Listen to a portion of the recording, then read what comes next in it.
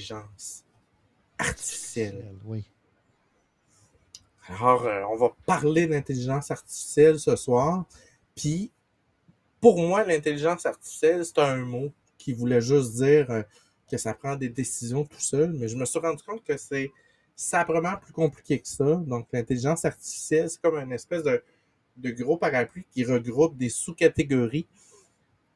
Fait on peut qualifier l'intelligence artificielle comme étant un système qui, par sa façon d'être, est capable de s'ajuster ou d'apprendre par rapport à son environnement ou de générer des nouvelles informations. Et là, tout dépendant comment c'est structuré, on va avoir différents types d'intelligence artificielle. On a l'apprentissage automatique qui est là depuis, tu vas nous en parler tantôt, Patrice, là, probablement le début de l'informatique. Donc, Oui. les algorithmes qui, tout dépendant comment on va les structurer, vont se mettre à apprendre ou à se complexifier et à permettre d'avoir des opérations qui étaient peut-être pas prévues au départ. Là-dedans, on a des forêts aléatoires. Est-ce que tu as déjà entendu parler de ça? Non, non. C'est l'équivalent de l'arbre décisionnel humain. Ah oui, OK, oui. OK? Donc, il se présente une situation, oui, non, nanana, nanana. Ben, les arbres aléatoires, c'est des arbres décisionnels qui sont autogénérés en fonction de critères que tu vas lui énumérer. C'est hyper utile dans l'art de définir, je te donne un exemple, d'analyser des nouveaux vins, mettons. Là. Tu prends un vin, je sais pas moi, puis là tu dis, il y a une couleur, un tanin, un goût, un ci, un ça.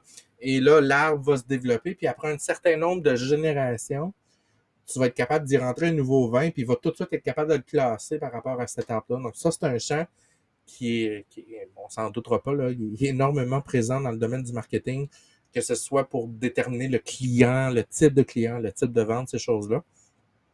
On a la classification automatique qui est là depuis probablement aussi longtemps que l'informatique existe. Donc, toute la partie statistique, développement de combien de pourcents de ci dans vente, blablabla, l'autogestion on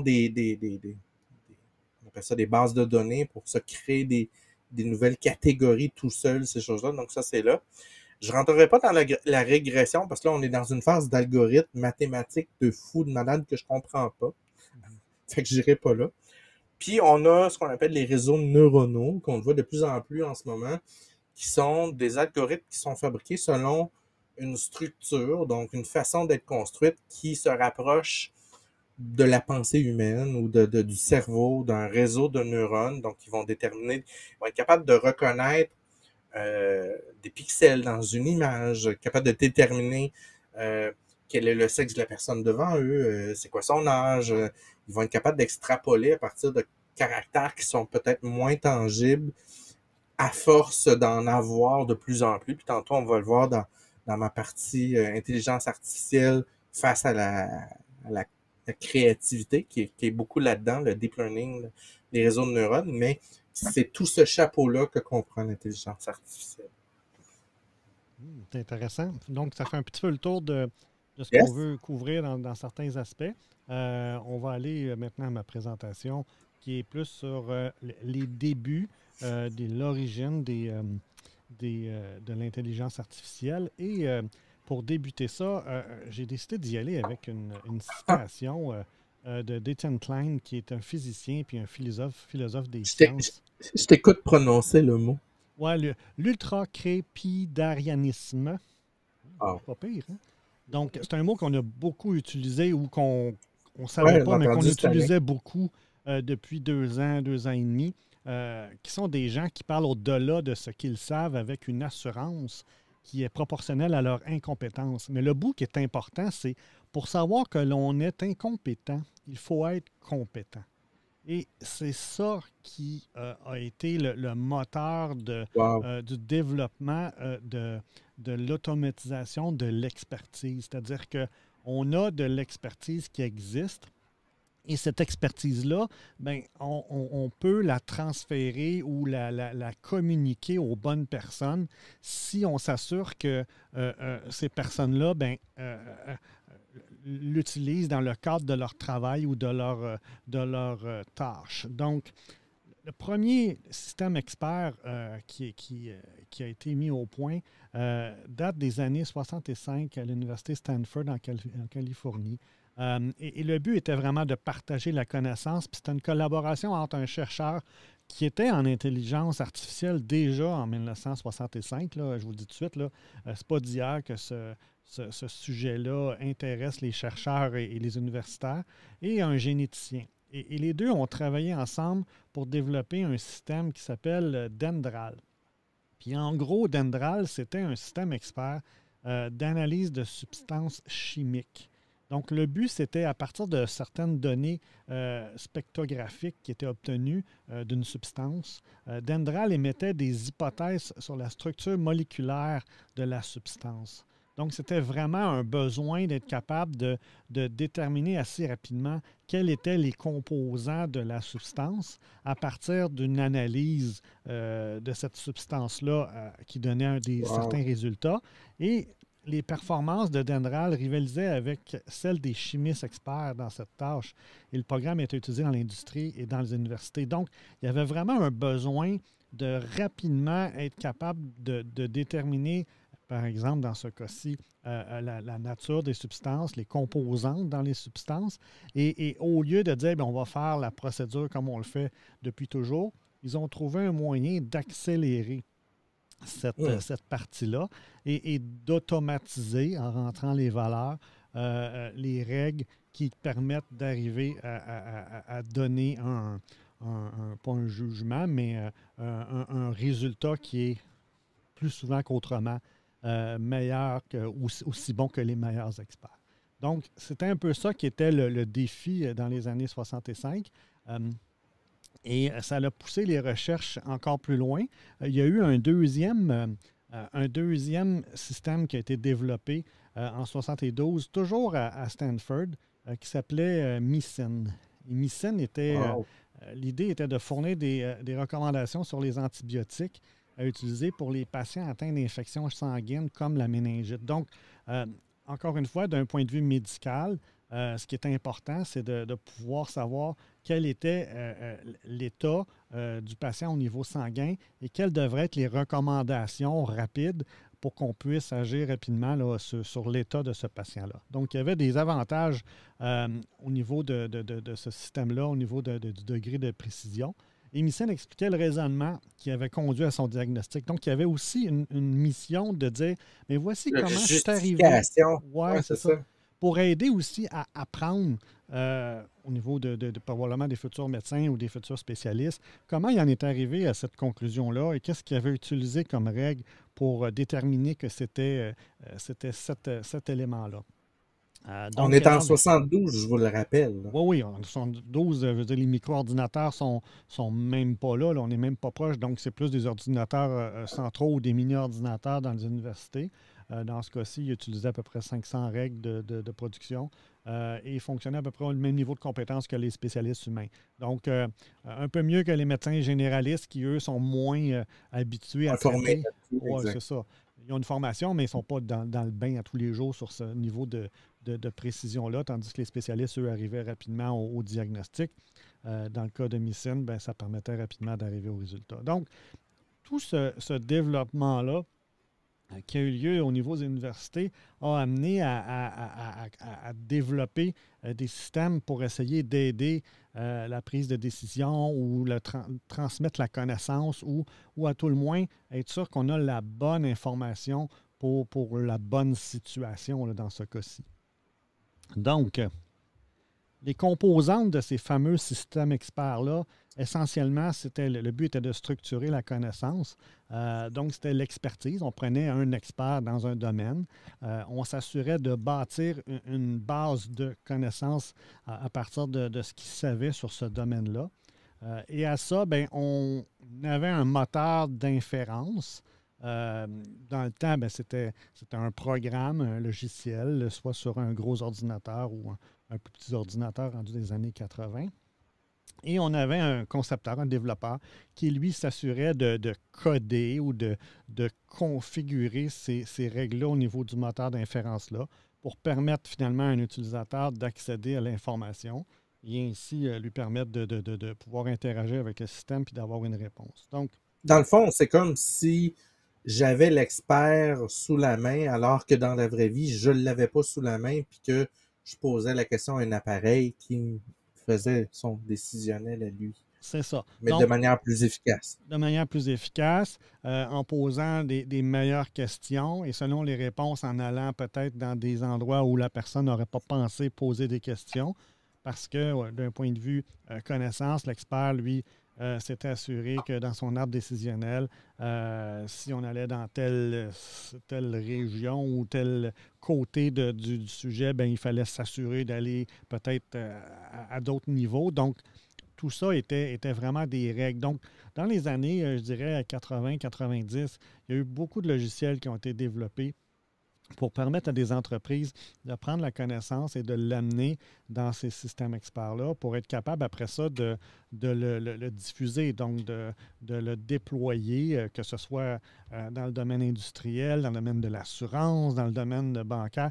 Il y a un paquet de situations où on peut avoir besoin d'expertise pour être capable de donner la bonne information ou le bon résultat sans nécessairement être un expert. Donc, il y avait aussi un objectif de réduire les temps de formation, avoir une meilleure connaissance et aussi meilleur service à la clientèle jusqu'à un certain point. Là. Ouais, de l'aide à la prise de décision. C'est C'est ça. clairement.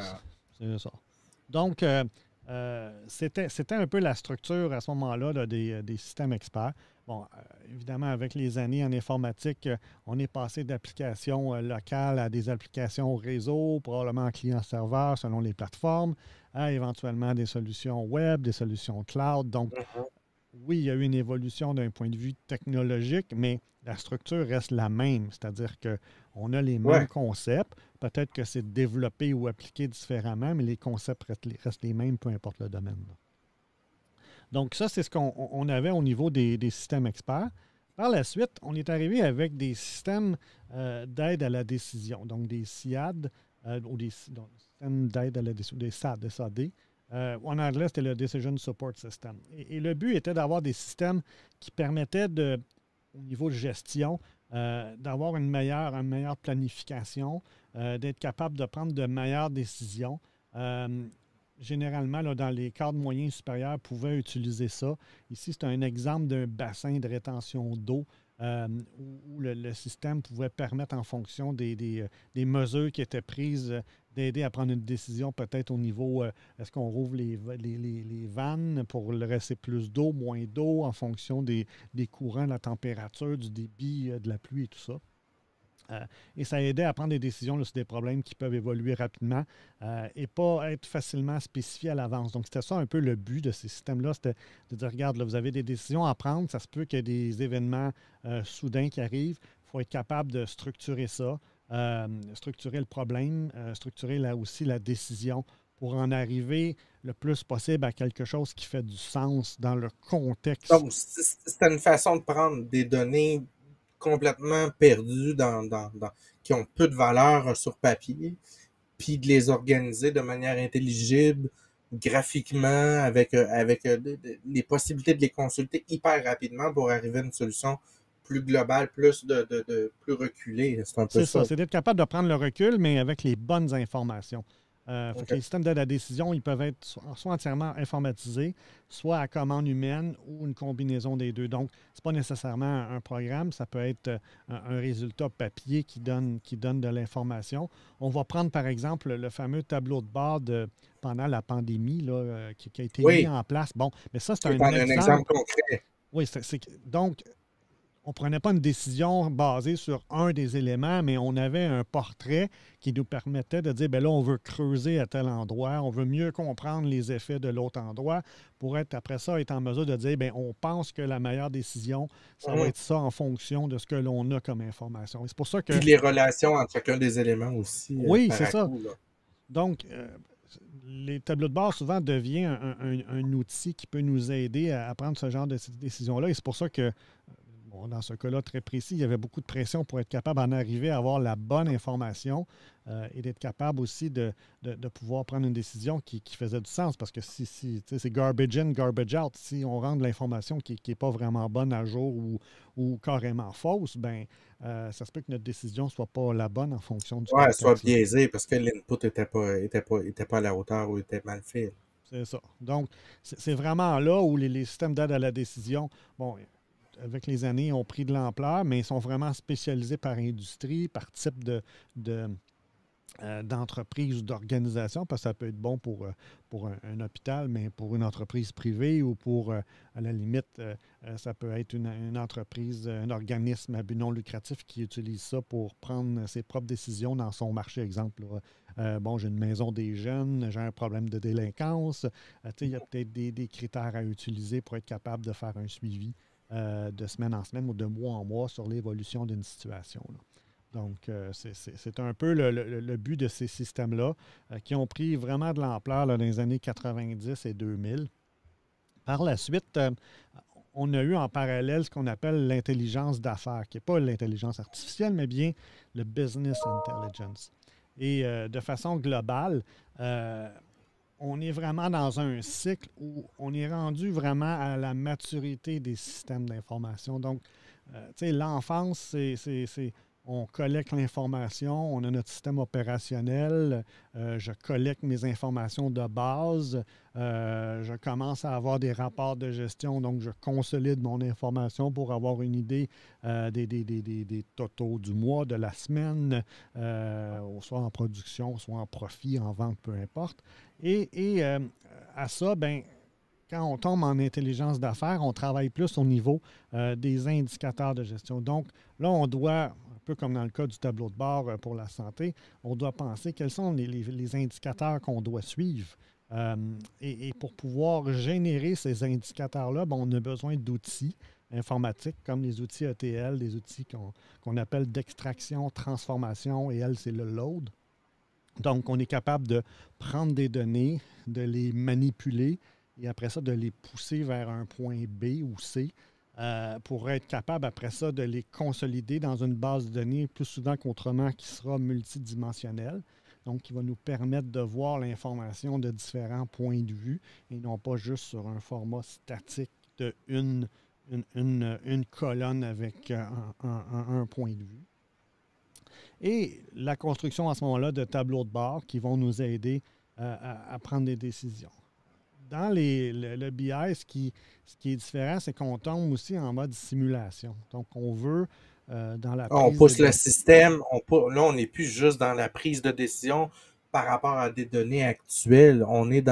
On pousse le système, de ce que je comprends, dans ses retranchements futurs en disant, par rapport à ce que tu vois là, es-tu capable de me sortir des scénarios X, Y, Z C'est ça. par rapport à l'actualité actuelle? Donc, par exemple, est-ce que je veux planifier ma prochaine année en fonction de différents scénarios sur il y a une récession, il n'y a pas de récession, il y a une augmentation des dépenses ou des revenus. Donc, on est capable de faire de la scénarisation avec du what if, de voir c'est quoi l'impact et après ça, de dire, bon, ben comment on se positionne par rapport à ça, soit parce qu'on doit donner des réponses à nos actionnaires ou on doit planifier de la production puis faire des achats en On doit conséquence. investir Ouais, à aller chercher des nouveaux employés, peu importe, en fonction de ce exactement. genre d'infos.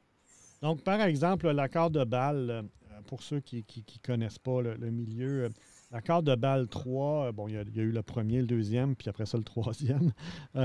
C'est un accord que les banques ont pris entre elles.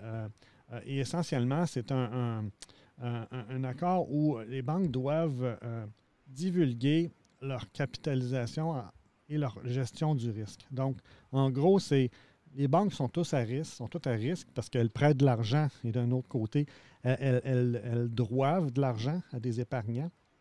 Et cette balance-là fait en sorte que les banques doivent s'assurer d'avoir un certain ratio de liquidité en fonction du risque de leur prêt ou de leur De leurs exposition. produits. Ouais. Ouais, c'est ça, de leur exposure sur les marchés. Et l'accord de Bâle, bon, dans le premier accord, le but, c'était de s'entendre sur qu'est-ce que les banques devaient devaient récupérer comme information pour divulguer l'état de leur prêt et aussi de l'épargne qui est récupérée de leurs clients. L'accord de Bâle 2 allait plus dans le calcul du ratio qui permettait de déterminer, en fonction des différents risques, combien de pourcentage devrait avoir en banque pour couvrir le risque des faux de paiement ou que carrément qu'il y a pas il y a une faillite ou que l'argent est plus disponible. Et dans le cas de l'accord de Bâle 3, on allait vraiment au niveau de la simulation, le fameux what if. Donc, les banques doivent simuler des cycles économiques et après ça, démontrer la robustesse ou non de leur capitalisation et de leur capacité à faire face à ces situations-là en fonction des portefeuilles qu'elles ont de risques et de prêts. Donc, c'est drôle, mais ça me fait penser un peu à ce qui est en train de se produire dans le marché excuse-moi, je recommence. Dans le marché immobilier pour les particuliers, ils doivent se qualifier pour un montant X et là, on les fait passer une simulation avec un taux supérieur de façon à simuler une possibilité que ça empire, puis que ça devienne X, Y, Z, puis ils doivent se qualifier pour cette... On est un peu là-dedans. Là. En plein ça. Ça, c'est un des éléments, mais pour vous donner un exemple d'une banque de bonne envergure, on avait jusqu'à, je pense, c'est 150 systèmes différents qui rapportaient de l'information sur soit des prêts, soit des revenus ou de l'argent que l'on devait là, aux épargnants. Donc, ce n'est pas un système qui alimente tout ça. Dans certains cas, c'était des systèmes sur des mainframes. Dans d'autres cas, c'était des systèmes sur Excel parce que ce bout-là était maintenu sur Excel. Il n'était pas rendu dans un système, puis c'était pas priorisé d'être dans un système. Mais tout ça pour dire que on parle des fois de 100, 150, 200 systèmes différents qui doivent amener de l'information à un endroit. On doit s'assurer que cette information-là, à tous les mois, correspond exactement à ce qu'au niveau comptable, on déclare aux actionnaires, parce qu'il faut balancer. Hein? Ouais. C'est pas juste de dire j'ai tout. Là. Non, mais s'il y a un écart, il faut trouver... Il y a des comptes rendus à faire. Oui, c'est ça.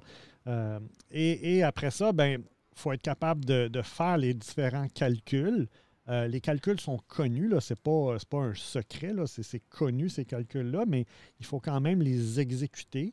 Ça prend un certain temps, là, ça ne se fait pas en 1 heure ou 2. Là. Dans certains cas, ça prenait, je pense, jusqu'à quelques journées de calcul pour toutes les différentes sources de données.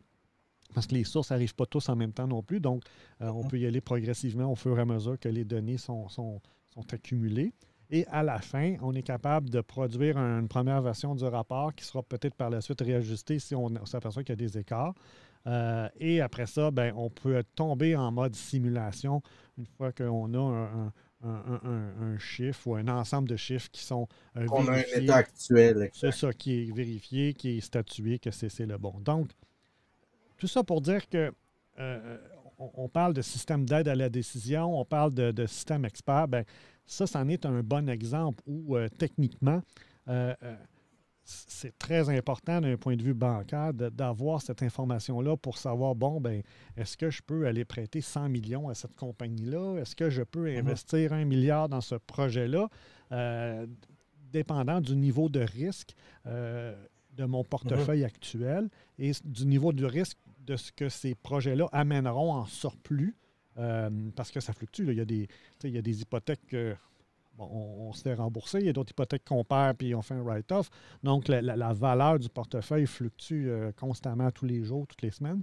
Et ces décideurs-là, sur des gros projets, doivent tenir compte de l'état de la situation pour être capable de dire, oui, on s'en va dans cette direction-là ou non, on va limiter ce bout-là puis on va aller dans un autre bout qui est peut-être moins à risque puis plus aligné avec ce qu'on veut avoir. Oui, on va moins s'exposer pour les 7, 8, 10, 12 prochains mois parce que X, Y, Z. Oui, c'est ça. Ouais. Donc, c'est un très bon exemple là, de comment les outils BI sont utilisés dans le domaine financier, mais c'est vrai pour la production, c'est vrai pour d'autres domaines. l'idée ici, c'est d'être capable d'avoir des projets qui, consolident cette information-là. Et je dirais que c'est pas facile parce que pour être capable de déterminer les indicateurs de gestion, souvent les entreprises, dans certains cas, ils ne savent pas c'est quoi leurs indicateurs. Non. Ou il y en avait, mais ils ne sont plus à jour. Donc, ils ont besoin d'aide pour pouvoir bien les déterminer. Puis, Patrice, je présume qu'une entreprise qui justement ne le sait pas, puis qui s'en va vers les BI, va forcément, à un moment donné, rentrer un peu tout ce qu'elle a comme données sans savoir la qualité ou l'importance de chacune des données par rapport aux autres. Puis éventuellement, il y a comme un tri qui se fait pour, bon, OK, cet indicateur-là, peut-être pas vital ou hyper utile pour mon entreprise, tandis que celui-là a beaucoup d'importance. Il y a un genre de tri qui se fait via celui qui construit ça, je ouais, présume. bien, normalement, là, la règle, je pense que c'est plus de 60 du temps va être passé à définir nos indicateurs et les OK. sources de données. Après ça, OK, il y a un aspect mécanique, puis il y a des défis d'amener Oui, oui. l'information, mais au-delà de ça, souvent, le travail est quand même assez important au niveau en amont pour être capable de bâtir ces indicateurs-là, de s'entendre sur c'est comme ça qu'on va fonctionner. Tu sais, ça peut affecter la rémunération, ça peut affecter les investissements, ça peut affecter l'action. Il y a un paquet d'impacts possibles selon comment on va organiser tout ça, là. Mhm. Donc, oui, effectivement, il y a un travail de fond à faire et c'est pas évident parce que, bon, ben dans les entreprises, l'expertise n'est peut-être pas nécessairement là. Il faut aller peut-être avec des consultants. Et dans les consultants, ben, on s'entend, oui, il y en a des très bons, puis il y en a Ouais, ben il y en a toutes les qualités, on s'entend. c'est ça. Il y a tout le temps une courbe normale. Hein? Ça s'applique dans Ouais, tous les domaines. Là. Tu sais, le ouais. 10 à droite, là, je te dirais que c'est pas le plus facile à trouver. Là. Puis souvent, c'est plus cher. Fait que, euh, Hmm. puis en informatique ou dans d'autres domaines, c'est tout le temps la même chose. La règle s'applique partout. Ouais, en informatique, t'as rien en bas de 100 000, là. Non, non, non. Donc, ça fait le tour de l'intelligence d'affaires. Je crois que c'était ma dernière slide. Laissez-moi juste voir. Oui, c'était ma dernière. Donc, je voulais conclure là-dessus. On pourra éventuellement peut-être creuser ce sujet-là parce que j'ai Mhm. quand même beaucoup Ben, ça rouvre tout plein d'autres portes dans d'autres Ouais. choses, là, Oui. parce que, tu sais, tu me parles de ça, mais je sais qu'il y a des nouvelles tendances dans l'aide à la prise de décision, dans, il y a une révolution qui est en train de s'accomplir dans la structure, excuse-moi, je vais inventer un mot, dans la façon de structurer les données visuellement pour être capable de prendre des décisions. Tu sais, on a traditionnellement eu tendance à utiliser des graphiques, des pie charts, à les mettre sous forme chiffrée, ces choses-là. Puis, il y a des nouvelles tendances qui sont en train de sortir à cause que, justement, l'intelligence artificielle a la capacité, ces choses-là, de façon à rendre visuellement les données en dehors d'un typique graphique, Un de mode façon à être capable de... traditionnel, ouais. Ouais, le mode traditionnel, d'être capable de visualiser, je te donne un exemple, là, ben, pour vous visualiser le niveau d'inondation d'une rivière, ben, on va faire un plan en 3D direct dans lequel tu te projettes en temps réel, puis tu vois l'effet sur la cartographie versus un graphique qui n'est pas hyper tangible en termes d'impact puis de prise de décision versus je le vois à l'écran, je vois l'eau monter sur un nombre d'heures, tu sais, ce genre de tentative-là, on s'en va vers là, puis c'est de plus en plus présent. Oui, effectivement. Fait que jusqu'à quel point tu sais, la réalité augmentée ou Ça va se placer là, c'est sûr. ce genre de technologie-là pourrait affecter, c'est clair que ça peut avoir une incidence. On peut le voir juste, exemple, dans le domaine sportif, quand on s'entraîne, il y a peut-être des moyens de montrer certains éléments de performance ou de résultats, de battement du cœur sur une façon différente des façons traditionnelles. Là, tu sais. Ouais, d'analyse de mouvement, j'ai vu ça, de Ouais. façon de se positionner pour que ton mouvement soit de plus en plus efficace par rapport à ta géométrie personnelle, ces choses-là, on est rendu dans ce domaine-là. J'ai vu comme dans la médecine sportive, les gens vont se mettre des détecteurs, là, un peu comme on voit pour les jeux vidéo, puis ils vont faire leurs mouvements, puis après ça, il y a toute une équipe qui va analyser ces données-là, qui vont se construire un squelette, puis qui vont aller pousser ça au maximum de façon à ce qu'après ça, le sportif reprend son mouvement-là avec les corrections, puis avec un système d'interaction en temps réel, il est capable de, oh, OK, j'ai trop de courbe passé, un peu trop de vitesse, il est capable on appelle ça du feedback en temps réel, ben, on s'en va là. C'est complètement fou, l'entraînement. On n'est plus au même niveau, là. Non, non, non, non, effectivement, effectivement. Donc, ça conclut le bout de l'évolution. Bon, évidemment, je ne voulais pas toucher à l'intelligence artificielle parce que c'est le bout que toi, tu vas parler. On va parler plus de certains aspects pratico-pratiques de ce bout-là. Et alors, on pourra éventuellement conclure là, avec, je vais vous donner un exemple de comment ça s'applique dans une entreprise. Là, ça va être intéressant. On va le faire live avec une vraie caméra. Donc, Cool. on y va avec ta Ben, partie. vas-y Oui. avec ma présentation. Je vais y aller avec ma prochaine partie. Donc, on y va avec la vidéo, c'est ça? Non, ma Non? présentation. Oh, ici. Oui, écran pâtisseur. Excusez-moi. C'est correct. Fait que, qu'est-ce qu'on va parler? On va parler de l'intelligence artificielle. Il y a tout un nouveau pan qui est en train de se démocratiser. Ça a l'air de sortir de nulle part. L'intelligence artificielle appliquée à l'art. Donc, on entend parler depuis quelques mois, à peu près le mois de juin, deux nouveaux créateurs ou systèmes de création d'images générées artificiellement. Un qui s'appelle DALL-E, comme le Le peintre peintre, Dali, ben oui. DALL-E 2, et Midjourney, qui est un système semblable.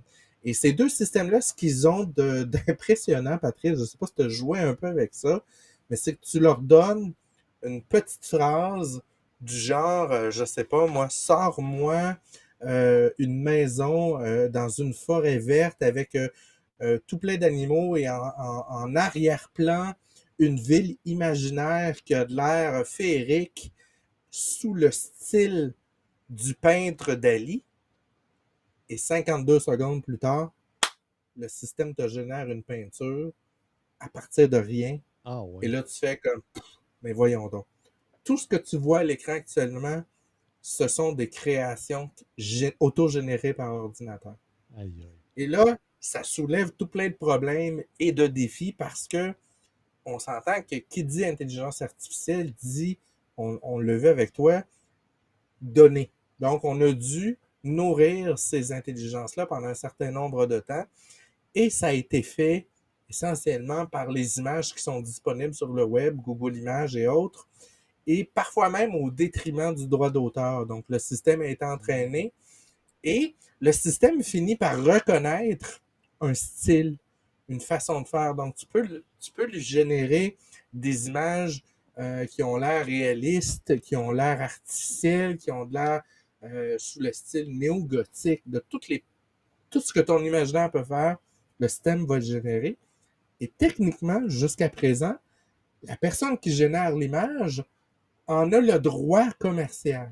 Donc, on va sur un de ces outils. Ouais, là tu es Patrice, tu viens de faire. Oh, OK. Il y a un mur, là. Il y a un mur qui s'en vient quelque part. Et là, tu comprends que ça commence à accrocher un peu quelque part parce que il y a tout un pan de la création d'artistes qui vont se servir de ces images-là pour générer toutes sortes de choses, que ce soit des peintures, des chandails, des histoires surréelles à partir, comme tu vois, les images que là, je peux créer à peu près n'importe quoi. Je peux m'inventer un livre et conter une histoire, puis j'ai tout de suite mes images générées et j'ai aucune possibilité d'avoir un strike de copyright parce que Mais non, l'image n'existe pas. elle est unique au monde. Elle est unique au monde. Mais Et, j'imagine qu'il faut que tu donnes beaucoup d'informations avant que l'image soit générée parce il y a des éléments très précis qu'on peut voir dans ben, tu ces sais, comme images-là. dans ça, ça pourrait être un champ de cristal nuageux sur une planète dans l'espace. Fin de la phrase. Aux couleurs de popsicle, trois couleurs, là. Ouais, exact. OK. Tu comprends? Oui, oui. Mais ça n'a pas besoin d'être un texte hyper complexe. Et il y a évidemment, Midjourney puis Dali ont des spécifications plus ou moins pareilles. Euh, Dali semble être un peu meilleur dans le réalisme, donc dans l'art d'inventer des images qui existent pour vrai. Et Midjourney semble vraiment être sur la coche pour inventer des images complètement pétées, sorties de l'univers de l'irréel. Et ça va très loin parce que là, on se retrouve avec des produits en vente. On a d'ailleurs un article qui est paru cette semaine, je pense, c'est dans la presse, où on a des artistes peintres québécois qui ont un style très particulier et qui se retrouvent inondés de toiles, de dessins qui sont leur style, donc qui auraient pu 100% être peintres par eux, mais qui sont complètement sortis de l'univers. Elles n'ont pas été créées par eux, elles ont été créées par une intelligence artificielle. Donc là, tu comprendras qu'il y a un regroupement de monde qui commence, tu me vois venir, Ouais, il y a du ben, monde qui commence à avoir un peu de grogne, puis là, tu as toutes les compagnies, je vais t'en nommer une, Shutterstock, oui. qui rend disponible des images où on paye un certain frais commercial pour en avoir le droit. Eux autres veulent entreprendre des poursuites parce qu'évidemment, là, on joue dans leur tal. Ouais. Tu Parce qu'on comprends? peut, Parce on peut qu'à la, générer nos propres images à partir ben là, d'une tu sais, à la définition. seconde, génère-moi une femme qui regarde sur le bord d'une fenêtre un peu triste. Paf, j'ai l'image, plus besoin Ben d'aller oui. sur Shutterstock. Tu comprends? Tu as juste Fait que besoin de là, l'abonnement. Tu juste besoin de l'abonnement à cet engin-là. Puis ça te ben, génère à peu près voilà. ce que tu veux, là. Exact. Fait que là, puis là, ça va plus loin parce que là, on va le voir tantôt. Après ça, quand je vais te montrer ma vidéo, ben, tu peux peut-être même la mettre là, ma vidéo, si tu Ouais, veux. on va y aller. Euh, on va écouter cette petite vidéo-là, puis là, je veux juste faire une petite intro. On est rendu, Google va nous proposer un nouvel outil qui s'appelle Imagen, qui va permettre de faire de la création vidéo générée artificiellement par l'informatique. Donc, je vais donner un déroulement, une histoire, et le système me génère une vidéo 100% sortie de nulle part à partir de l'image. Tu peux partir de la vidéo, Chris. Ça, c'est complètement fou. Peut-être un petit peu le son. Today, we are able to take a bunch of photos and use an AI to magically create a video where we Prends can une fly photo, le through système this photo. calcule, il te revient, merci, bonsoir, voici ce que ça a l'air en This is 3D. possible today. For instance, here is NVIDIA's method that can be trained to perform this in a matter of seconds. Now, I said that in these we can fly through these photos. But here is an insane idea. What if we used not multiple photos, but just one photo, and we don't fly through it, but fly into this photo? Now you are probably asking, Karoy, what are you Donc, talking about? peut-on, This is à partir d'une completely photo, insane. générer des And photos couldn't additionnelles work ou des with plans these additionnels knowledge-based à solutions partir de that d'autres humans photos sur une create? réalité qui n'est These pas were not présente dans designed la to do photo. this at all. Look. Oh Bon, on yes. n'est pas, là, ce qui est en train d'être généré, ce So, n'est in pas dans la order to photo. fly On est into en train these photos, we d'extrapoler. would have to invent at least three things. One is image in painting. If we are to fly into this photo, we will have to be able to look at regions between the trees. Unfortunately, these are not part of the original photo, and hence new content needs to be generated intelligently.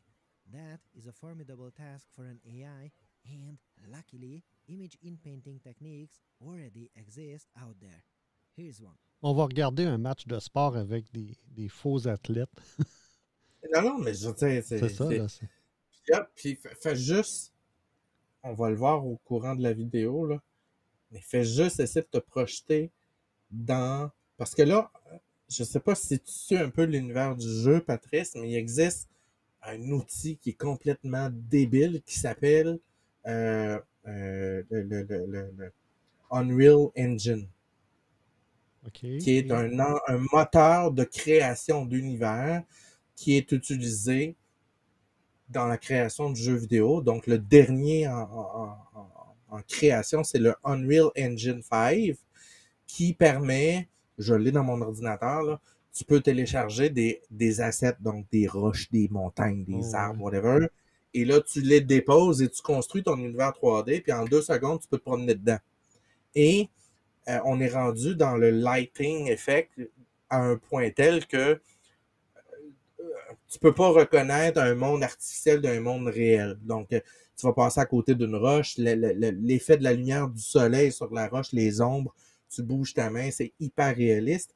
Fait qu'imagine ces outils-là qui sont existants, mis ensemble avec cette technique-là de création on pousse plus loin l'image. Comment, je sais que ça donne presque le tournis, Patrice, Oui. au niveau de l'univers virtuel dans quelques années. Dans quelques années, nous allons être capables, en temps réel, de se créer ce qu'on voit dans les films. Ouais. Donne-moi un centre-ville. OK, je veux que les buildings soient... Je veux au loin de montagne avec le soleil puis des bruits de goélands. Go, on marche. On s'en va là. Écoute, fais plaisir, Patrice. On continue. But in painting is not nearly enough. 2. As we fly into a photo, completely new regions should also appear that are beyond the image. This means that we also need to perform Du image outpainting. outpainting, creating these new regions, continuing the image, if you will. Ce que tu vois autour, ça n'existe pas. Ouais. AI-driven image generation, and this is also possible today, for instance, with this incredible tool. But even that is not enough. Why is that? Well, 3. As we fly closer to these regions, we will be looking at fewer and fewer pixels and from closer and closer, which means this. Oh my, another problem. Surely we can't solve this, right? Well, great news, we can. Here is Google's Ça, c'est là depuis version quelques solution années, la to capacité super de resolution, rendre une where the image principle is simple. sharp. Have a look at this technique from last year. In goes a coarse image or video, and this AI-based method is tasked with this. Yes, this is not science fiction. This is super resolution, where the AI starts out from noise and synthesizes crisp details onto the image. So, this might not be such an insane idea. C'est une façon que certains jeux vidéo ont d'actualiser des jeux qui sont vieux en les soumettant via une plateforme qui fait un traitement en temps réel pour faire ça. Comme les films qui sont remasterisés ou les... Okay, ils vont Exact. remasteriser les jeux pour que ce soit... C'est remasterisé live pendant que tu joues. OK. Et non pas on va le régénérer puis on va le... Non, c'est live.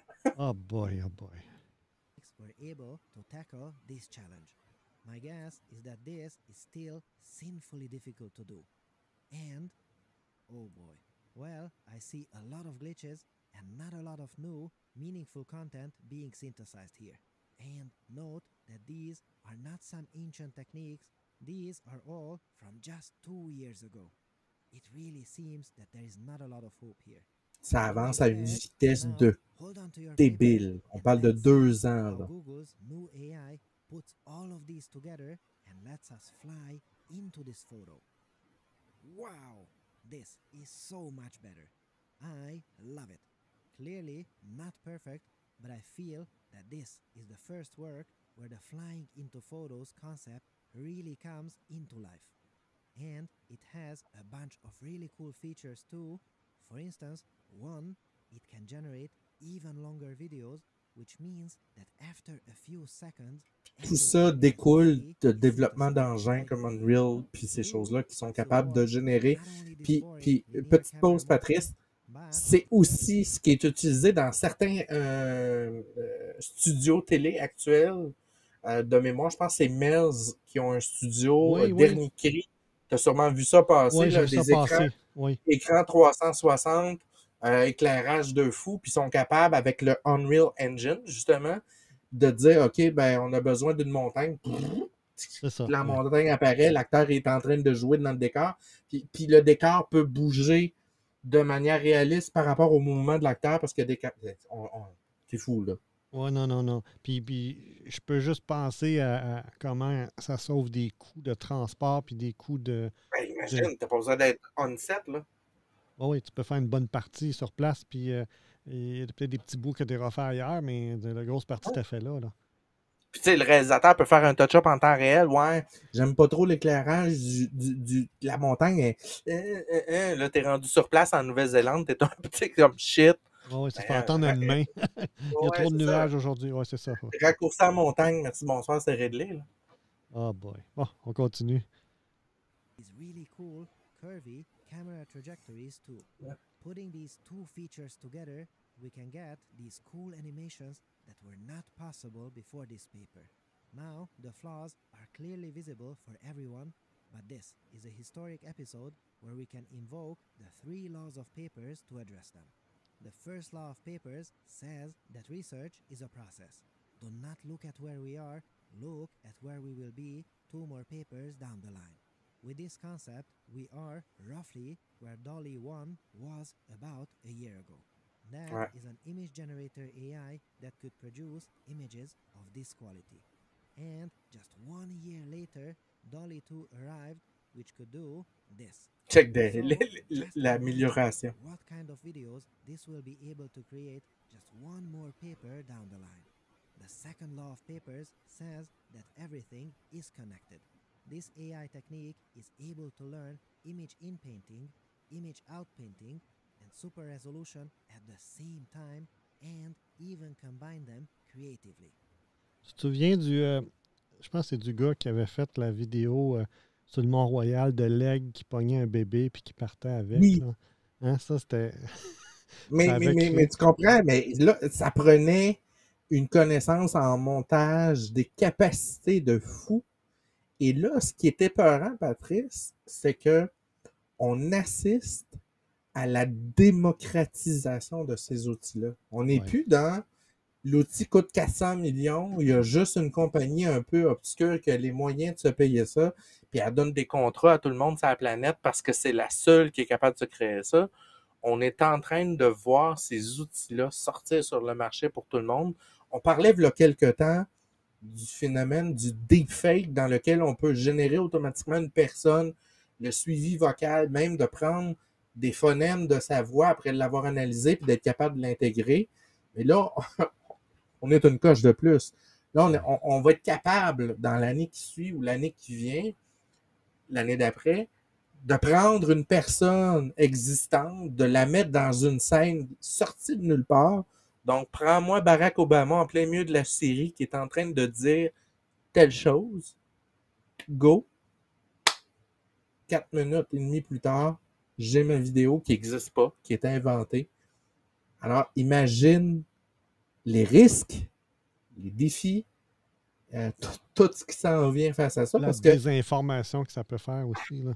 il y a zéro contrôle. Là, Non. parce que la technologie est toujours 4 pas en avant de tout le monde. Là. Effectivement. On a regardé il y a 2 semaines un documentaire sur l'intelligence artificielle. C'était un peu ça qui expliquait là, où il était rendu, puis comment ça pouvait devenir une arme ou un outil contre Ouais. la liberté, contre les politiques, contre un paquet de choses. Là. C'est quelque chose. Là. On poursuit. We don't need 3 separate AIs to do these anymore, just one technique. That is very impressive. And the third law of papers says that a bad researcher fails 100% of the time, while a good one only fails 99% of the time. Hence, what you see here is always just 1% of the work that was done. Why is that? Well, for instance, this is a neural network-based solution, which means that we need a ton of training data for these AIs to learn on. And hence, scientists at Google also needed to create a technique to gather a ton of drone videos on the internet and create a clean dataset, also with labelings as well. T'imagines les Instagram de ce monde, Facebook, nos petits vidéos qu'on crée de manière innocente servent à ça. Or from the camera. And they did it for more than 10 million images in total. So, once again, if you include all the versions of this idea that didn't work, what you see here is just 1% of the work that was done. And now, we can not only fly through these photos, but also fly into photos. What a time to be alive! So, what do you think? Does this get your mind going? What would you use this for? Let me know in the comments below. This video has been supported by Fait que Wade tu peux revenir Services, en scène. Là. being a machine learning. Fait que on est là, là. Ça, c'est en train d'être bêta-testé actuellement. Je n'ai pas réussi à rentrer encore. Mais c'est en train d'être testé. On est capable aussi de générer de la musique. Oui. On a des AI présentement que tu dis fais-moi un style jazzy qui ressemble un peu à ça. Pouf, il te sort une piste sonore. Rajoute-moi tel beat, telle affaire. Paf, là, on est là, là. Fait que toute la notion de copyright, puis on s'entend-tu, la notion de valeur artistique. Parce que là, on a un artiste qui crée quelque chose, puis là, on a un système qui crée une autre chose qui est pareil, puis écoute, pourquoi je paierais? Ben oui, ben oui. Ça vient tout de suite. Ouais, ouais, Tu sais, ouais. je veux dire, l'idée. Puis on est rendu dans même, je ne sais pas c'est tout quoi, mais les journaux, les médias utilisent des systèmes d'intelligence artificielle pour de l'autocréation d'articles de journaux. Donc, ils vont recevoir un fil de nouvelles de CNN, puis le système prend la nouvelle, la traduit, la formate, rajoute quelques petits détails, choisit une photo, la publication est faite de manière automatique. Il n'y a eu aucun journaliste d'impliqué. Impliqué Ça, à rédiger ce texte-là. Bon, il y aura peut-être une révision, puis quelqu'un va réajuster un peu, oui, oui, on s'entend. mais en gros, il reformule les mêmes phrases, les mêmes idées, les mêmes faits. Donc, c'est fait on the fly, là, directement. Ça, c'est utilisé au Québec. Là. Oh, Radio-Canada, TVA utilisent ça couramment. Là. Vous le verrez quand il arrive des nouvelles qui tombent aux États-Unis. Dans la seconde, il y a la même nouvelle à Radio-Canada, RDI, whatever. Il n'y a pas quelqu'un qui a eu le temps de l'écrire. Moi, ce que je trouve drôle, des fois, c'est ça. Je lis l'article, puis je m'aperçois, OK, il y a à peu près la même chose que dans l'autre article, mais ils ont reformulé un petit peu, mais essentiellement, c'est la même structure. Là, c'est exactement ça dont il est question. Puis jusqu'à quel point toute la partie image, là, où ça risque de bénéficier ou d'être un avancement positif? As-tu une idée dans la vie de tous les jours ou ça va être dans nos divertissements? Ça va être... Ben, écoute, comme tu sais, tantôt, je t'ai parlé du monde virtuel. Ben, la capacité d'auto-créer ton propre monde. Tu sais, actuellement, quand tu vas dans Meta, tu as ta propre maison. OK? Moi, j'ai ma maison avec mes meubles, mes choses. Je peux inviter des gens dans mon monde virtuel à venir s'asseoir chez moi puis jaser, ces choses-là, mais mon monde est très restreint. Puis, ben, on peut pas auto-générer du monde parce que il faut que je le mette quelque part, ce monde-là. Donc, si je génère un monde qui est très grand, une ville, ben, c'est des tonnes de données multipliées par le nombre d'utilisateurs. Ça n'a pas de sens. Par contre, si j'auto-génère en temps réel quelque chose, on n'est pas à la même place, là, parce que la donnée n'est pas nécessairement obligée d'être existante, puis elle peut l'être sous forme de squelette, et toute la partie recouverte, forêt, eau, nanana, est autogénérée en temps réel en fonction du besoin de la journée, donc c'est pas gardé. Donc on ouvre un potentiel absolument énorme, même en réalité augmentée. Donc éventuellement, on va avoir la naissance, c'est encore balbutiant parce que la qualité, la durée de vie des piles, puis la 5G n'est pas encore complètement implantée, mais à terme, la 5G va offrir des vitesses de réponse, des taux de latence en bas du 5 nanosecondes. Oui, c'est ça. Et là, on va pouvoir, je te donne un exemple, avoir un casque sur la tête dans un stationnement, dans un parc. On est 3 avec des casques, puis on joue au soccer virtuel. Ouais. Puis on s'auto-génère le stade de Wembley en fonction de la taille qui est là, puis le système calcule tout. Fait que, tu sais, même pour la partie, on le voit arriver dans l'architecture personnelle.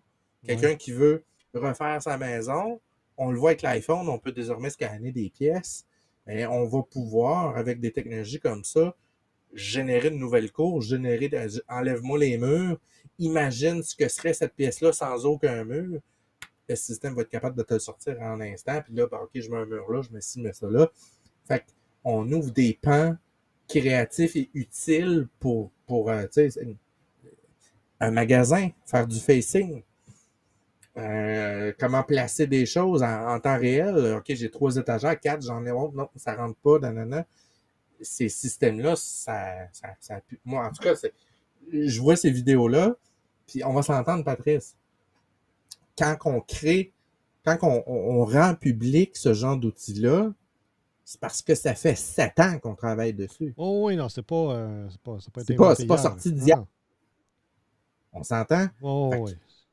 La question à 1000$, c'est qu'est-ce qui travaille actuellement le 12 octobre. Sur qu'est-ce qu'il travaille actuellement qu'on n'a pas, on ne sait pas, parce que c'est hyper balbutiant. Écoute, j'en ai des frissons. Vois-tu, moi, ce que je pense, là, parce que je réfléchissais pendant que tu parlais, malgré que j'écoutais ce que tu disais, là. Non, c'est correct. J'imagine un cinéma où l'histoire change à toutes les présentations et les gens dans la salle influencent l'histoire. Par lecture du comportement dans la salle. Ouais, fait que sans être là, l'histoire dont vous êtes le héros, là, puis il y a juste 38 possibilités, là. Ça se peut que chacun des soirs, l'histoire soit vraiment différente dans des environnements différents. Puis à la limite, ça devient des films qui pourront être présentés à d'autres moments comme des films uniques, comme des œuvres d'art uniques, là. Mais dictés par comment les gens suggèrent des choses. Ça ne veut pas dire qu'on y va tout le temps à la majorité, mais des fois, ça va être OK, cette idée-là est meilleure que cette idée-là, donc ça va aller vers cette idée-là. Il y a eu plus de réactions là ce soir-là, donc, tu sais, un peu comme ton arbre décisionnel de quand la scène elle est plus sombre avec tel type de musique alignée de telle manière, les gens ont hyper réagi dans la salle, donc ça, c'est winner.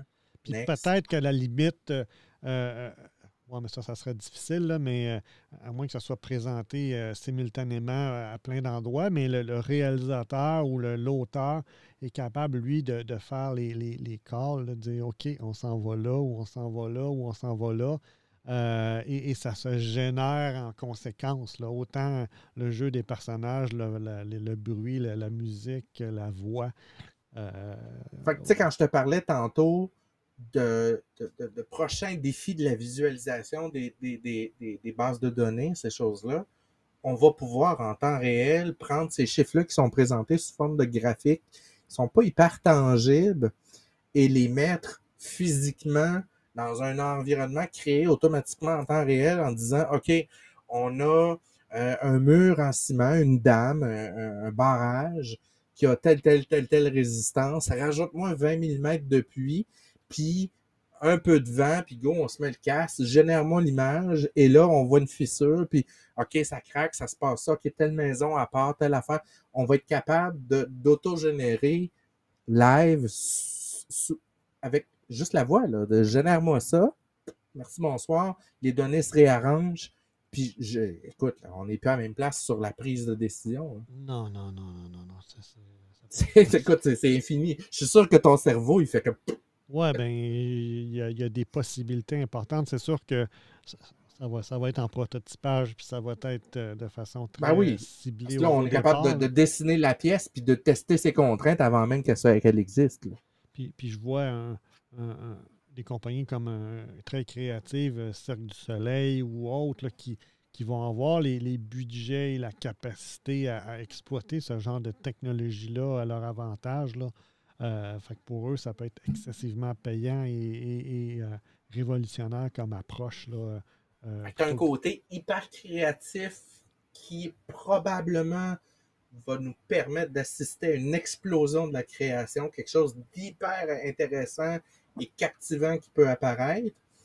Puis en même temps, tu as comme tapis dans l'ombre d'un côté, le danger de ça, le côté un peu noir du tous les gens qui créent depuis un certain nombre d'années. Donc, quel impact ça va avoir sur l'industrie de la création, l'industrie du cinéma, l'industrie de l'image.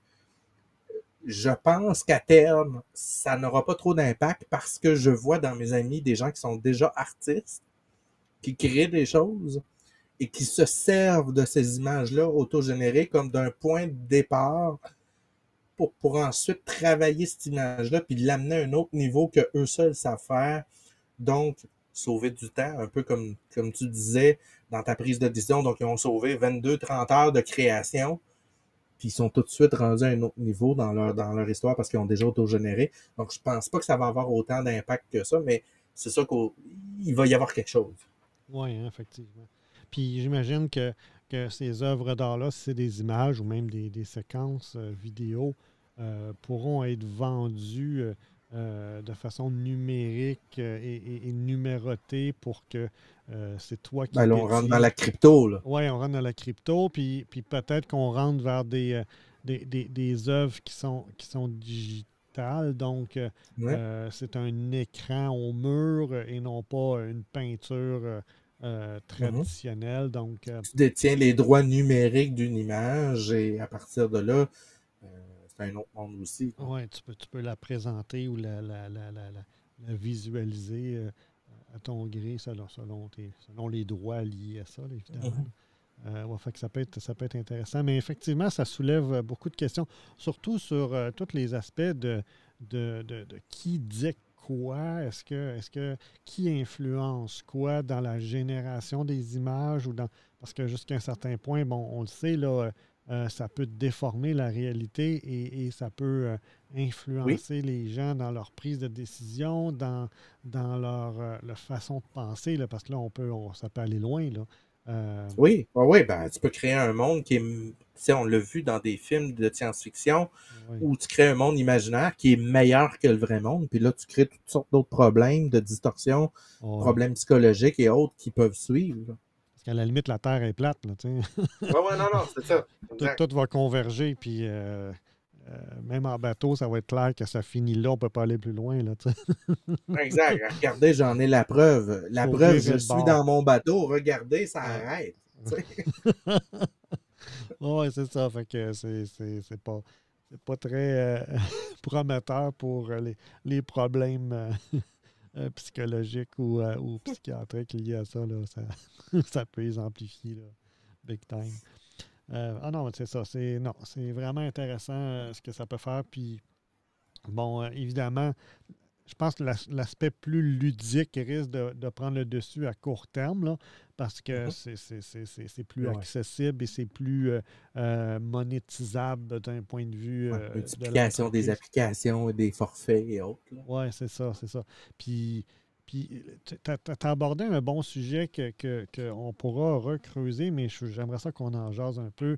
Quand tu parlais de la consommarisation, là, tu sais, on apporte l'application chez le consommateur, c'est plus rendu une solution d'entreprise à gros budget. On est capable de l'utiliser par soi-même, c'est démocratique, donc n'importe qui peut l'utiliser. Et l'effet pervers de ce genre d'approche-là, c'est que, parce qu'il y a plein de bons côtés, là, mais Oui. l'effet pervers, on le voit souvent dans certains domaines. Moi, je le vois personnellement, là, dans le domaine de l'informatique, où les gens disent j'ai pas besoin d'expertise parce que je sais comment ça marche, je suis capable de le faire par moi-même, j'ai un Ouais. ordinateur, j'ai un téléphone, j'utilise des applications, j'ai déjà programmé un peu. À La un moment donné, naissance des poseux de plancher citoyens. ouais, c'est ça. Puis tu sais, en construction, c'est difficile de dire je suis bon parce que si tu mets le niveau puis c'est croche, ben c'est croche, tu le sais. Tu sais. Si l'eau a Mhm. dégoûte du plafond, ben elle dégoûte du plafond. Tu as mal fait ta tuyauterie. Mais l'informatique, c'est tu sais, autant exemple du Wi-Fi, là, et où la fuite? Tu ne peux pas avoir la fuite. Il faut Ah vraiment non, que tu c'est. les outils. Tu peux être piraté, tu peux être avoir quelqu'un qui suit tes faits et gestes, puis tu le sais même pas. Tu sais même pas que tu es à risque jusqu'au jour où là, tu es à risque, puis tu t'aperçois qu'il arrive quelque chose, soit dans ton compte de banque, soit auprès de tes clients, soit sur les réseaux sociaux, soit peu importe la situation. Donc, c'est pas évident que la démocratisation, puis là, on Non. revient à Non, non, l'intelligence on se bat d'affaires. là-dedans. Puis, tu sais, là, je te parlais de la génération d'images, mais il y a un autre pan qui est en cours aussi que j'ai pas parlé, mais qui est toute la partie codage par intelligence artificielle. Donc, j'ai accès à une base de données GitHub absolument complètement débile Oui. et je dis, j'ai besoin d'un alarme, d'une base de données, et j'ai une AI qui me construit un programme en temps réel. Oui, Et là, elle la débug, elle consulte, puis je viens de m'auto-générer un logiciel. Là. effectivement. Comme dans le temps, je me souviens des années 70, tu achetais le magazine, tu avais déjà toutes les lignes de code que tu devais taper. Ben, c'est un peu ça, là, tu sais, on Ouais, va c'est un dire. peu ça le fait à ta place. T'sais. Fait que là, tu as toute la partie danger. Moi, je pense pas qu'à terme, comme tu dis, que l'expertise va être perdue Non, non, non, parce non. que l'expertise va être nécessaire. suite à toutes ces gaffes-là. Fait que parce qu'il va y en avoir, Oh, il y en a beaucoup on qui vont s'entend. apprendre par les gaffes, là, ouais. Exact. Fait que là, forcément, il va y avoir un genre de monsieur, madame, tout le monde qui va s'auto-adopter toutes sortes de choses, mais l'expertise derrière va être là pour quand ça va chier, excuse-moi le terme. Oh, Puis ouais, que là, ben là, ton entreprise aide jamais, puis il faut que tu réagisses. c'est ça, non. C'est vraiment le risque de cette démocratisation-là des technologies qui a beaucoup de beaux côtés, mais c'est sûr que quand on tombe dans un domaine professionnel qui n'est pas réglementé, c'est pas comme la médecine ou le dentiste ou l'avocat où il y a un ordre, il y a une structure, il y a une façon de procéder. En ingénierie, tu n'as pas le choix, il faut être un ingénieur, sinon ça peut tomber et puis tu es responsable. Mais mon point, c'est l'informatique, on dirait, passe tout le temps à côté de tout ça.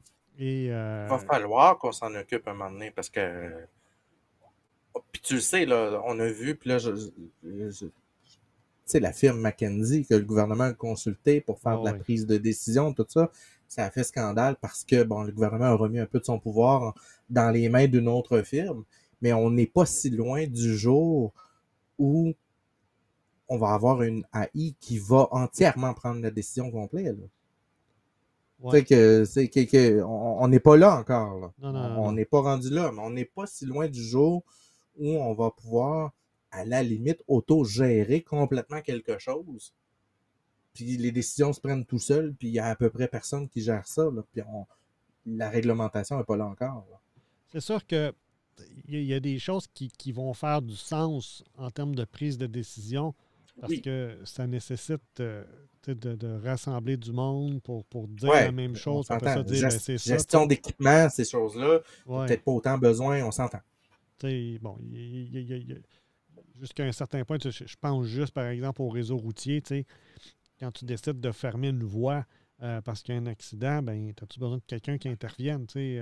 La détection de l'image puis du film devrait faire en sorte que la voie est bloquée puis la décision est prise. Ça. Bon, ça, c'est une petite décision, là, mais ça n'empêche pas que, encore une fois, bon, tu sauves peut-être du temps entre le moment où l'événement arrive puis le moment où tu détournes puis les gens peut-être évitent un autre accident parce que ça a été fait plus rapidement. Donc, effectivement, il y a de la prise de décision qui sera éventuellement beaucoup plus automatisée que ce que l'on connaît présentement là, avec des interventions. Parce que la pire chose dans de la prise de décision, c'est des réunionites là, à pu finir. Ouais, puis on s'entend, tu tournes en rond souvent, puis c'est comme t'as que kayak. Là. Prends une décision, prends la mauvaise, mais prends-la. Je me souviendrai toujours, je travaillais dans une institution financière, puis ça allait être drôle.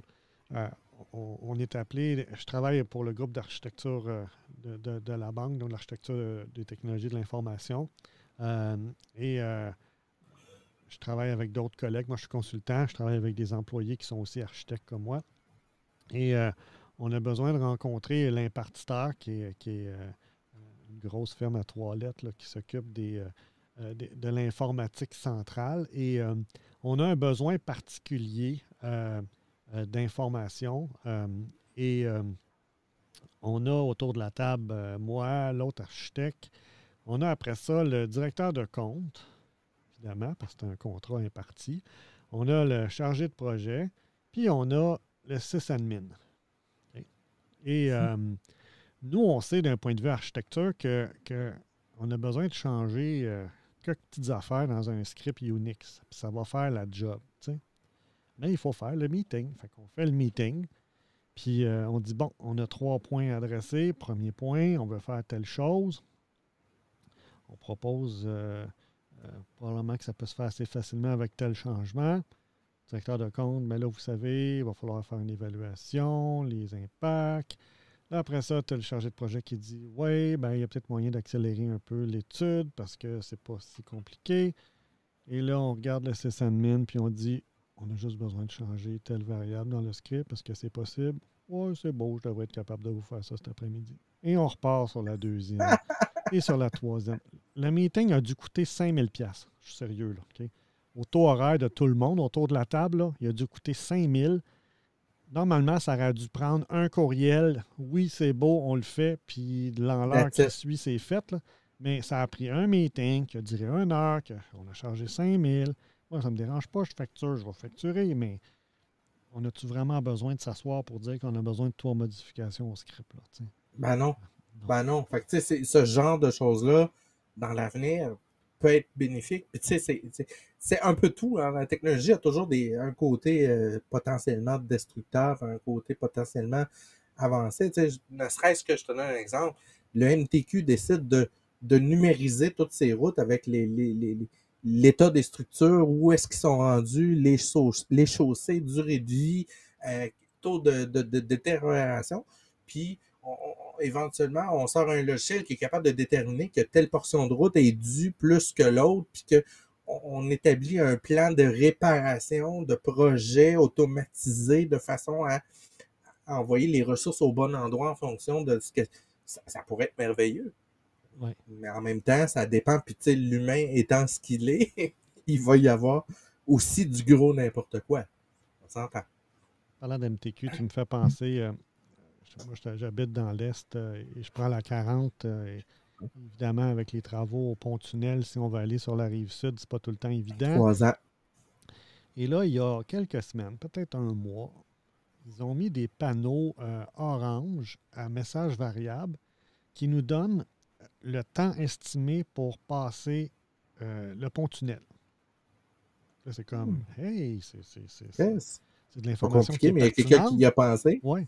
Mais là, ma deuxième question, c'était, mais pourquoi qu'on n'a pas ça depuis 10 ans? Pourquoi ça a pris la fermeture quasi complète du pont-tunnel pour qu'on nous dise, ouais, ben là, ça va être 10 minutes, là, ça va être 45 minutes. Peut-être Ben, que... je vais répondre à ta question. On a un déficit d'expertise informatique technologique au Québec parce que la technologie existe chez Google depuis quelques années Ouais. et Apple dernièrement. Et ils offrent des contrats commerciaux depuis bon nombre d'années de taux de circulation, taux d'occupation, Oh, ouais. jusqu'où va le trafic. Et les villes, plusieurs villes à travers le monde ont passé des contrats pour ce genre d'informations-là, pour contrôler les lumières, Oh, contrôler ouais. le trafic, ces choses-là. Puis il y a juste quelqu'un au MTQ qui a fait Hey, tu pensais appeler Google? C'est pas con, ça. On n'est pas obligé de mettre des sensors. Contrat, on passe le contrat avec eux autres, puis 2 semaines après, on plug le panneau après Google, puis C'est that's it. fini, là. Ben oui, ben oui. Fait que, tu sais, c'est juste ça, là. C'est pas une question que c'était compliqué, là. C'est qu'il a dû avoir quelqu'un que ça y a pris tout ce temps-là pour. Avez-vous pensé à ça, là? Ouais. Ça vient à la fameuse vigie informatique.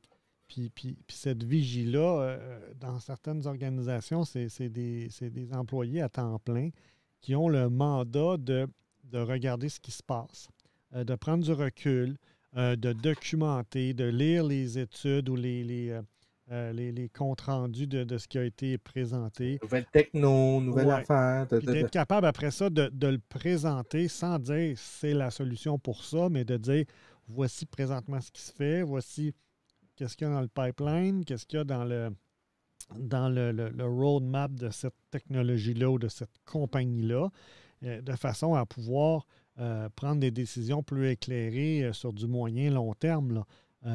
Et non pas de signer des contrats béton basés sur du court terme, puis se rendre compte que 6 mois ou 1 an après, la donne commence à changer. Je me souviendrai toujours la journée où Apple avait présenté l'iPhone en 2007. Moi, j'avais pris le temps d'aller écouter la présentation. Puis j'avais dit à mon employeur, là, une institution financière, regarde, je vais prendre du temps non facturable. Moi, je veux le voir. Puis après ça, je continuerai ma job. Puis je finirai peut-être plus tard. Puis c'est pas grave. Et quand je suis arrivé avec la nouvelle, c'est comme tout le monde me regardait en voulant dire qu'est-ce qui se passe là? Là, c'est comme OK, mais là, vous êtes BlackBerry mur à mur. Et là, il y a quelque chose qui sort qui va probablement changer la donne, mais pour tout le monde. Mais Vous êtes pas déjà en train de. de Vous dire, êtes où, là? ouais, c'est ça, là. Fait que c'est comme. Il n'était pas là, là. Il n'y a personne qui avait de l'air à s'exciter. C'était comme, ah, ben, regarde, là. Non, puis t'as bien des entreprises comme ça que le recherche et le développement, il y en avait à peu près pas. Puis Non, c'est ça. pas d'équipe de design, puis écoute, t'es déjà Tu es déjà en train de penser au prochain move, de ce que l'autre est en train d'utiliser. Si t'es pas là, tu perds ta shot. Là. C'est ça. Puis pour revenir à l'IA puis à la vigie, c'est clair que la vigie doit mettre beaucoup de temps dans cette technologie-là pour être capable de déterminer qu'est-ce qui éventuellement sera utile, de qu'est-ce qui ne le sera pas ou pertinent pour notre milieu ou notre domaine d'affaires, de façon à pouvoir potentiellement commencer à investir déjà dans certaines technologies, soit en mode prototypage, soit en mode projet pilote pour explorer un peu les impacts possibles de ces technologies-là, d'un point de vue intelligence artificielle, là, peu importe le domaine. J'écoutais une vidéo après-midi, puis là, je fais un lien, là, c'est live dans ma tête. Il y a un système en France que tu t'abonnes, là, ça coûte 1000$ par personne. Le restaurant s'abonne. Et quand je sais pas si tu as entendu, mais quand quelqu'un vient pour réserver une table, il va inscrire son numéro de téléphone et son nom. Et le système est interfacé sur le système de réservation du restaurant. Il fait une recherche dans une base de données. Et là, il va classer le client en fonction de client ordinaire, client Instagram qui aime ça prendre des photos de sa bouffe, ou un grand critique culinaire. C'est très, très important que tu ne le manques pas. Et là, en temps réel, le restaurant reçoit une notification. Joe Blow Tartampion, critique culinaire Michelin, a réservé ton restaurant pour ce soir. Coup de téléphone dans la minute. Écoute, il est difficile, ça y prend de l'éclairage parce qu'il prend des photos. Il aime ça, pas trop de bruit, puis blablabla. Puis là, tout le monde, tac, tac, tac, tac, tac. Tu sais, c'est un autre pan que, tu sais, que complètement le côté, on répond au client en temps réel selon ses besoins, selon ses habitudes. Amazon détient déjà ces infos-là, Google. Oh, Fait qu'on va avoir aussi la démocratisation de l'expérience d'achat qui éventuellement va pouvoir apparaître pour monsieur, madame, tout le monde.